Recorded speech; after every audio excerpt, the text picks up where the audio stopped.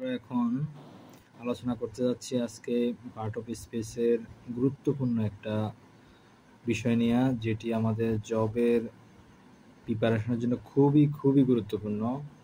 সেটা হলো প্রোনাউন। আপনারা অনেকেই জানেন প্রোনাউন কাকে বলে।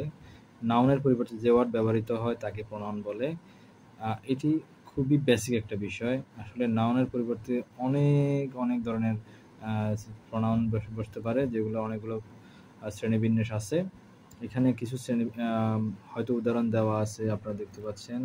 হি, this, who, what, some, all, each, himself, etcetera. কিন্তু বাস্তবত প্রোনাউনের অনেকগুলো ভাগ আছে। এখানে প্রোনাউন 8 প্রকার আপনারা দেখতে পাচ্ছেন। প্রথমে আছে personal pronoun, demonstrative pronoun, interrogative pronoun, relative pronoun, indefinite pronoun, distributive pronoun, reflexive pronoun এবং রিসিপ্রোকাল প্রোনাউন। এই 8টি প্রোনাউনের মধ্যে আমরা প্রথমে পার্সোনাল প্রোনাউন নিয়ে আলোচনা করব। যেসব প্রোনাউন ব্যক্তি এবং বস্তুর নামের পরিবর্তে ব্যবহার হয় তাদেরকে পার্সোনাল প্রোনাউন বলে। যেমন I, we, he, she, is, they, you প্রভৃতির প্রোনাউন পার্সোনাল প্রোনাউন। যেটি পরীক্ষাতে তেমন এটা নাও আসতে পারে, তবে সবচেয়ে গুরুত্বপূর্ণ যেগুলো আসতে পারে তা হলো ডিমনস্ট্রেটিভ প্রোনাউন। যেসব প্রোনাউন কোনো নির্দিষ্ট ব্যক্তি বা বস্তুর পরিবর্তে বসে, সেই ব্যক্তি বা বস্তু নির্দিষ্ট করে দেখালে তাহলে ডিমনস্ট্রেটিভ প্রোনাউন বলা। যেমন দিস, দ্যাট, দোজ, দিস। আপনাদের মনে রাখতে হবে জাস্ট এই 4টা ওয়ার্ড, যে এই 4টা ওয়ার্ড যদি থাকে এটা অবশ্যই ডিমনস্ট্রেটিভ প্রোনাউন হবে। জাস্ট এই 4টা ওয়ার্ড আপনি মুখস্থ করে রাখবেন যে এই 4টা ওয়ার্ড থাকলেই এই শব্দটা অবশ্যই ডিমনস্ট্রেটিভ প্রোনাউন হবে। ইন্টারোগেটিভ প্রোনাউন সবচেয়ে সোজা। এখানে আপনাকে যেসব প্রোনাউন দ্বারা কোনো কিছু জিজ্ঞেস করা হয় তাকে ইন্টারোগেটিভ প্রোনাউন বলে। যেমন হু, হুম, whose, which, what.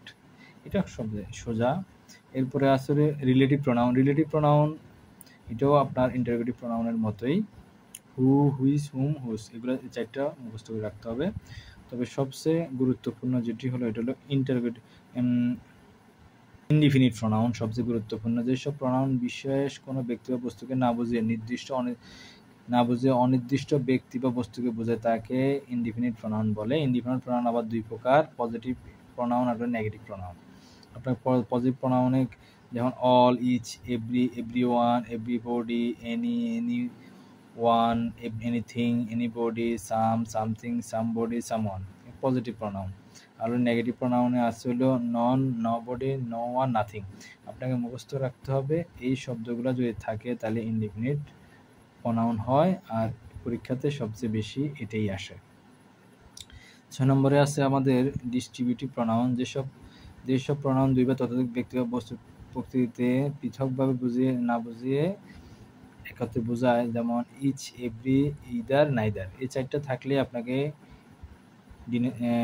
Distribute pronoun বুঝে নিতে হবে। সেক্ষেত্রে আমাদের জন্য সবচেয়ে গুরুত্বপূর্ণ হলো, আমি যেটা বলতে চাচ্ছি আপনাদেরকে, সেটা হলো 2 যেমন ডিমনস্ট্রেটিভ প্রোনাউন, 3 ইন্টারোগেটিভ প্রোনাউন, আর 6 ডিস্ট্রিবিউটিভ প্রোনাউন।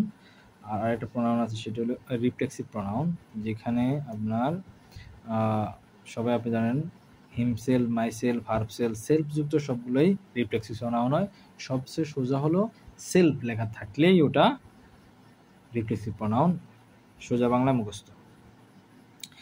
লাস্ট যে প্রোনাউনটা আছে তাহলে সেটা হলো রিসিপ্রোকাল প্রোনাউন। এখানে ইচ আদার, ওয়ান আদার, এনি আদার যেই থাকুক, আদার থাকলে, আদার, ইদার থাকলে ওইটা রিসিপ্রোকাল। তাহলে সবচেয়ে সোজা হলো এই 2টা। আর হিমসেল থাকলে আপনার হার্টসেল, হিমসেল থাকলে ওটা রিসিপ্রোকাল। আপনাকে অবশ্যই মুখস্থ রাখতে হবে যেটা ডিমনস্ট্রেটিভ, রিলেটিভ আর হলো